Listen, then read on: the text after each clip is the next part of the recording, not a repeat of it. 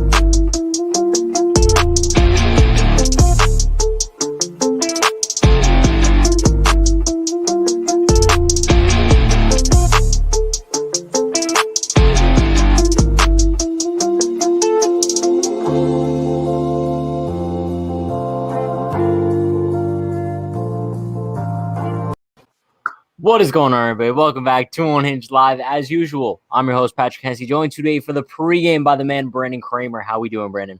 You know what? I was just vibing to the intro music. It's just really fire. I cannot lie. No, it's great music. But before we do get into the pregame today, shout out to everybody currently in chat. Let's take attendance as usual. You guys know the deal. Roll call. Shout out to Austin Lugo, Jonathan, Joseph, John, Stevie, Amy, Austin. Pretty sure I said Austin, but whatever. We said it twice.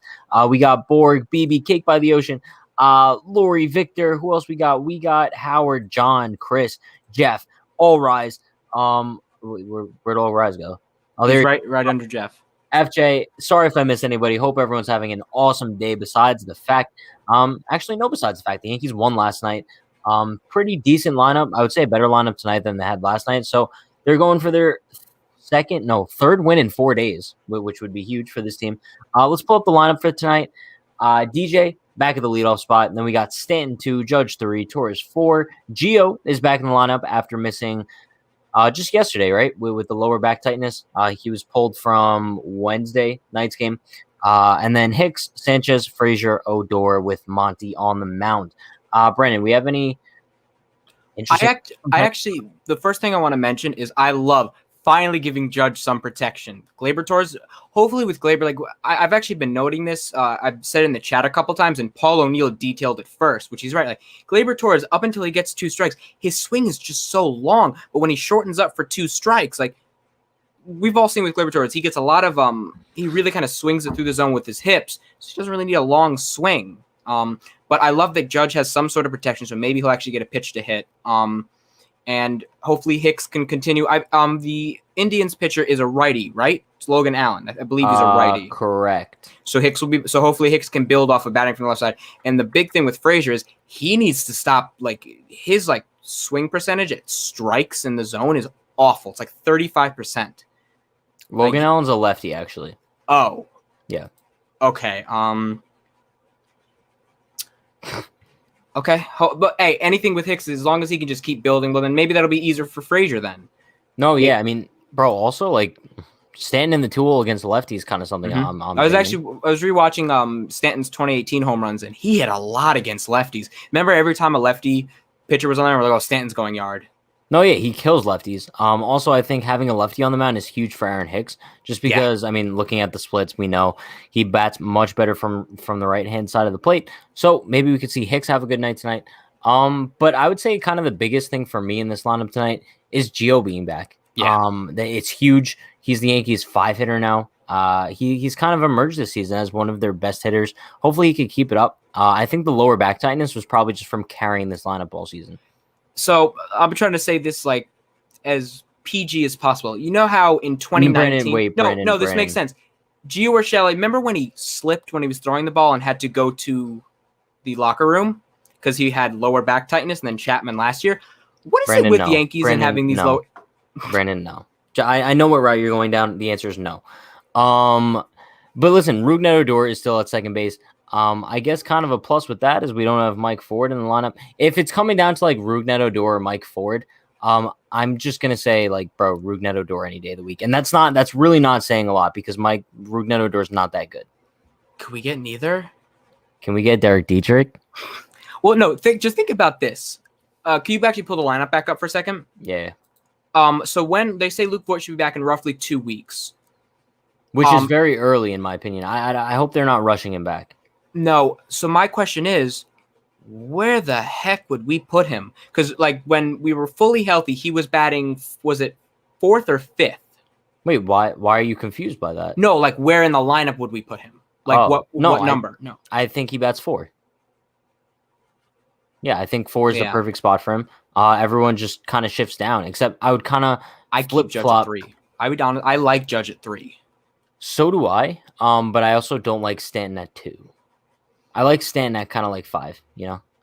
So then who? I got a good one. How about this? DJ 1, Gio Urshela 2.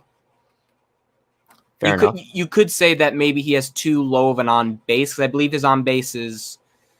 Last time I checked, it was 298. So you would want someone with a little bit of a higher on base. It cannot be Hicks because unless Hicks turns around. I mean, I think earlier in this year, I think I kind of floated the idea of maybe if Frazier had a good year, you could honestly potentially stick him at number 2.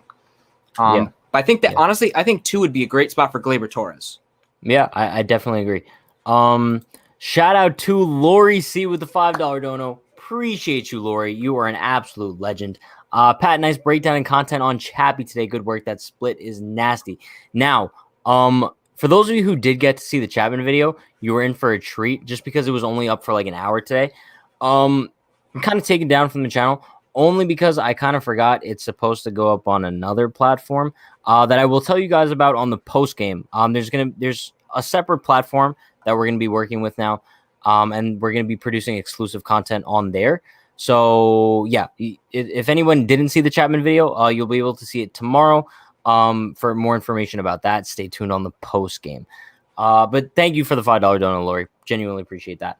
Let's take a look at some of the chats. Jamie McNeil says, "What happened to going with the hot bat? Where's Higgy?" Now, to be honest with you, I don't really think that there was any chance Higgy was going to be in the lineup today, just because he's going to be catching for Cole tomorrow, right? And you're not going to start Higgy 3 straight days because then at that point he's your starting catcher. Can't have Gary sitting 3 straight days. No, you just can't. Like also I get like the idea of going with the hot bat, but also the Yankees tend to not believe in that. So, you know what I mean? But Steven says the same thing. Was wondering if Higgy was going to be in today. I didn't see that happening at all. Austin says Odor had a good game yesterday. I was pleasantly surprised with Rougned Odor's performance. I mean, it just seems like, bro, he has what, 3 hits as a Yankee, and 2 of them are very, very clutch hits. And one's a home run. Yeah, I mean, he doesn't do much. So hey, if he can just have these timely hits, I will be fine with anything. You love Rougned Odor. I mean, I like that he punched Bautista in the face. I thought that was funny, but like in the beginning, I thought I liked his energy, but like there's not much you can do with energy when you're hitting 28-mile-an-hour exit velo balls right back at the pitcher. No, yeah, but like here's my thing, bro. Like I feel like him getting these clutch hits is kind of like making people not realize he's still not a good baseball player. No, not at all. Also, I think our pitchers need, because we have a problem. Why can our pitchers not field baseballs? I don't think I have ever been that pissed until I literally saw Domingo Germán fail to pick up a tapper. Is it just the pitchers though? Well, no. Remember, Betances couldn't throw to bases for how many years? Well, no, that's just weird. Like that was just weird. But I mean, that was like John Lester and. But that's whatever, what I was gonna say. Like neither can John Lester. You would consider that the yips, right? No, I would just say that's the lack of being able to throw the ball short distance. I don't know, but I wouldn't say it's the yips because the yips like seem like I don't know. They just come out of nowhere. Like this is just a prolonged kind of thing that they were never able to do. Yeah. Like. Bro, even there was cases where like Betances couldn't even throw the ball home. No, game against the Dodgers. Yeah, I remember. And then against the Blue Jays when Pilar stole first, second, and then third, and then home. All right, moving on. He did steal first. Moving on from those atrocious occurrences, I do want to talk about Jordan Montgomery because Monty's making what his fourth or fifth. Well, he's making either his fourth or fifth start of the season. I'll pull it up. But Brandon, what are you expecting out of Monty tonight?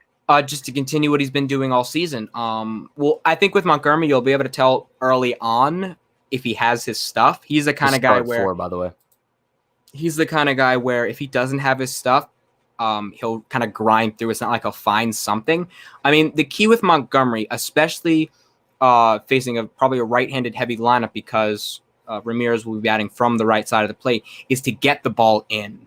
If he leaves it out over the middle of the plate, these Indian hitters will make him pay, especially Franmil Reyes. He's the kind of guy where if Montgomery leaves like a changeup over the middle of the plate, because he's really been working with that changeup this year and that cutter.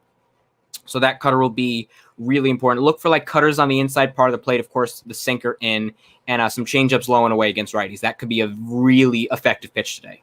Yeah, listen, bro. I mean, I don't want to say it's surprising, but it's a little bit surprising so far that Jordan Montgomery has been our second best starting pitcher. I think by the end of the year, it's very possible that he could be our number 2, no?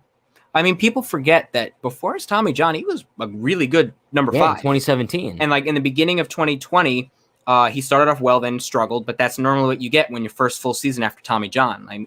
Especially a short season. You kind of expect it, but I mean, hey, it's continuing the tradition of a lefty starting pitcher passing it down. Pettit passes it down to Sabathia. Sabathia passes it down to Montgomery about how to throw a cutter, because it's just so important. How many innings does he go tonight? You think he goes 6+? I would say about 6. I mean, it all depends. Like if we used Loizaga, Green, and Chapman yesterday. We didn't use Chapman on Tuesday. If I'm getting my well, Chapman pitched on Tuesday, and that was his first appearance in like 7 days, I believe. So then he was used last night as well. So we played the Braves. We played the days Braves Tuesday and Wednesday. So he had Wednesday off. Yeah. So okay, so we could have Chapman again. O'Day hasn't pitched, so we could also have O'Day come in. So I mean, I really think it all depends on how it goes. I would like to see him get 6 innings. I honestly would like the Yankees. This is me being greedy. More than what? Like, can we see more power? Like, yes, we had Higgy have 2 extra base hits, but like, I would like to see some. And by power, I'm not saying home runs, doubles. Like, let's elevate the ball more, because we've been having an issue of keeping the ball on the ground. Clutch base hits, but let's elevate the ball a bit.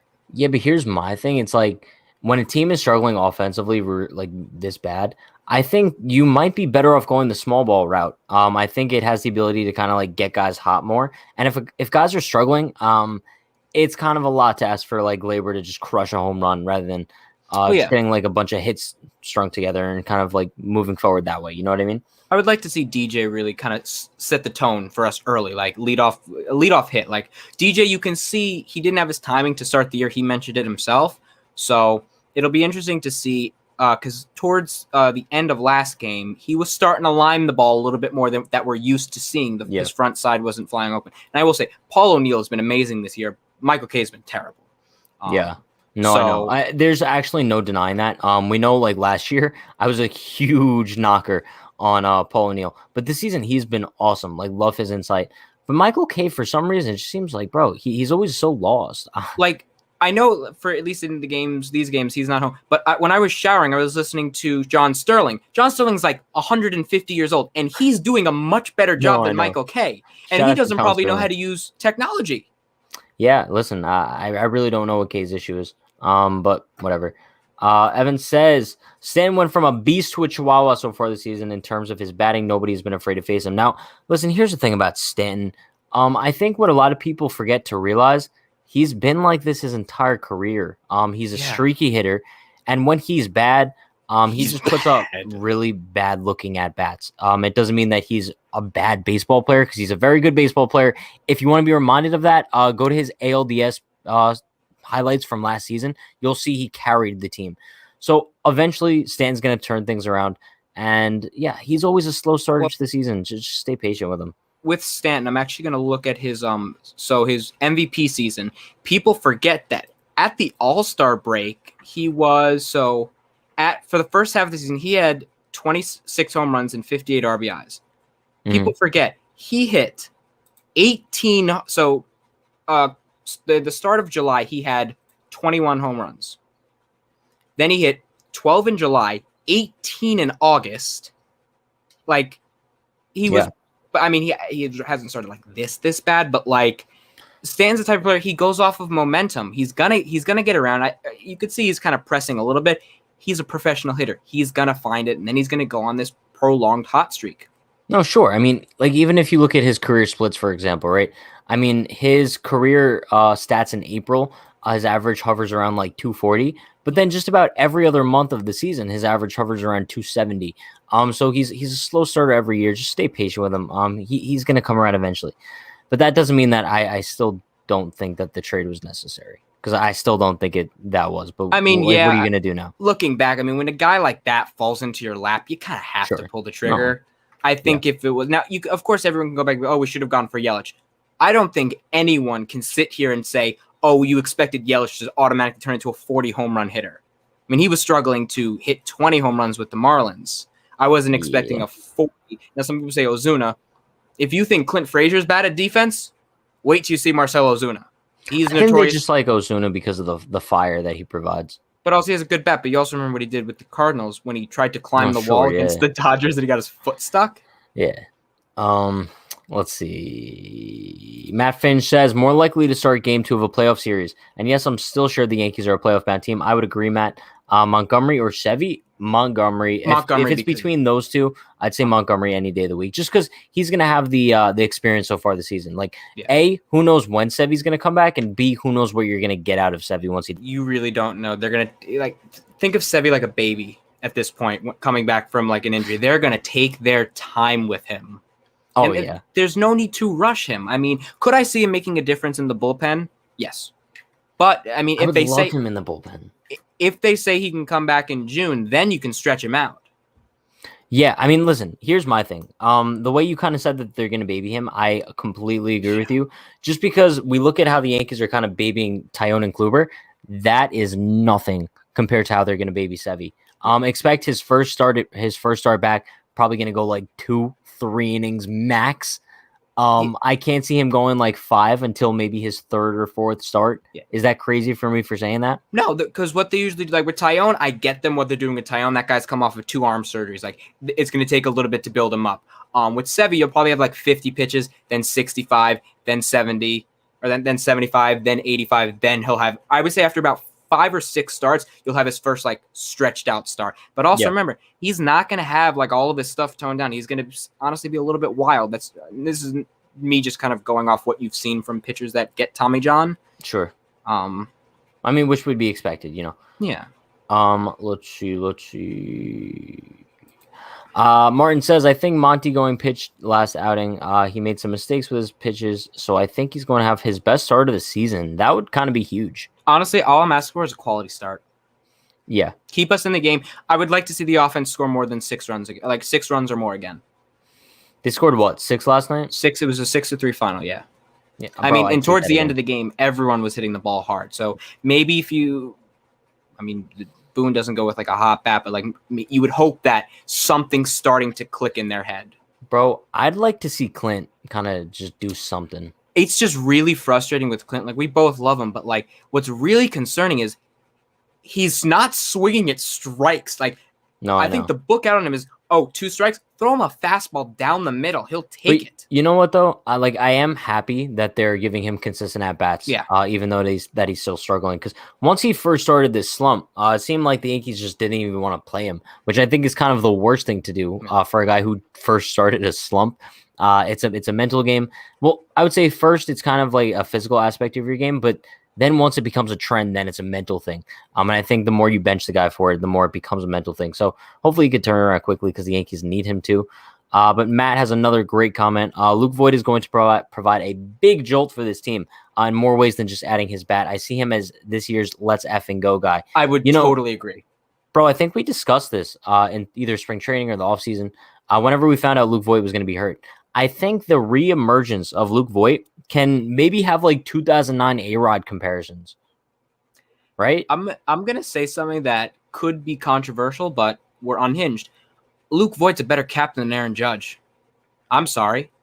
But when you look at when things need to be said, Luke Voigt's not the one that's going to sugarcoat it. We haven't seen Aaron Judge, think of it last year during our 10-game losing streak. Luke Voit says, we are playing like the bad news Bears. This is not Yankees baseball. This is awful. Yeah. Judge will kind of dance around the question.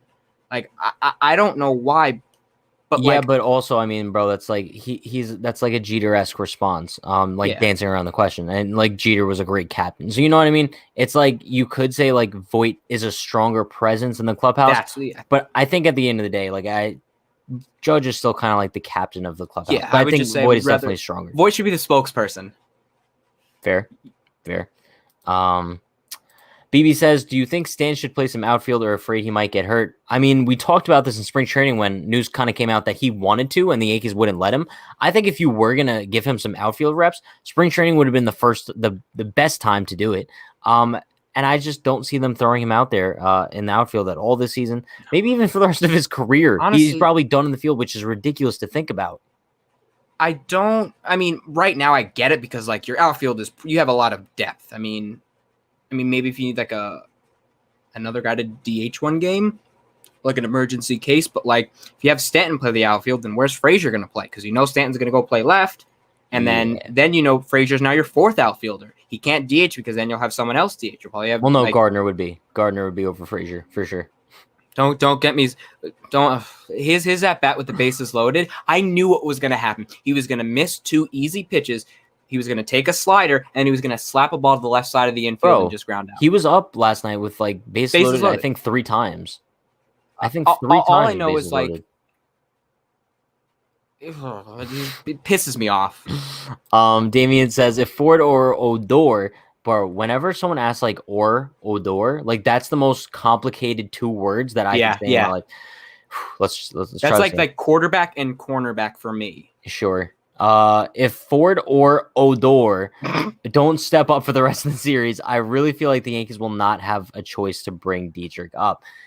Bro, don't even say that because now like you're grinding my gears a little bit. No, wait, grinding my gears in a good way though. You know what I mean? Because like now I'm kind of thinking to myself, like, bro, they won't. Derek Dietrich could possibly come up, but it's like I still don't see it because Luke Voigt's coming back so soon. And you would I have to DFA him. Yeah. You would then have to DFA him. Ford's gonna be the guy until Voit comes back. But also, I will say though, having Ford at first and better than Jay Bruce because at least he could scoop a ball. Defensively, sure, yeah, but offensively, he provides not much. No, not at all. Which sucks because he was really good in 2019. Yeah, I think Mike Ford right now is like the equivalent of, I mean, Masahiro Tanaka has like a couple hits in his career. I would rather have Tanaka up than Mike Ford right now. I don't think I'd go that far. I really don't think I'd go that far. Austin says, what a matchup tomorrow. Bieber versus Cole ALDS rematch, wild card series rematch. A lot of people keep calling that the ALDS. I think like it's confusing because like they explain Rob weren't always there. Blame Rob Manfred. But yeah, bro, tomorrow's gonna be an awesome game. I can't see more than 5 combined runs. We said that last time, but look what happened. True. Bieber got, for lack of a better word, he got shelled. He got shelled. You know, Brandon, we just came up with the same word. I kind of like it. Yeah. Let's see. Yankees showed up a lot of heart last night, especially being down 3 in the first. And we kind of talked about this on the postgame last night.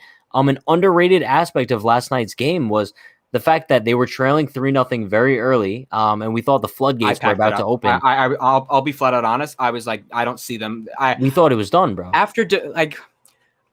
get mad at games, of course. But after Domingo Germán failed to pick up the baseball, I lost all hope. I'm like, if you can't do now we were breaking down the fundamentals, at least we still had something going. But if you can't pick up a baseball, and I mean, thanks Josh Naylor for I don't even know what happened there.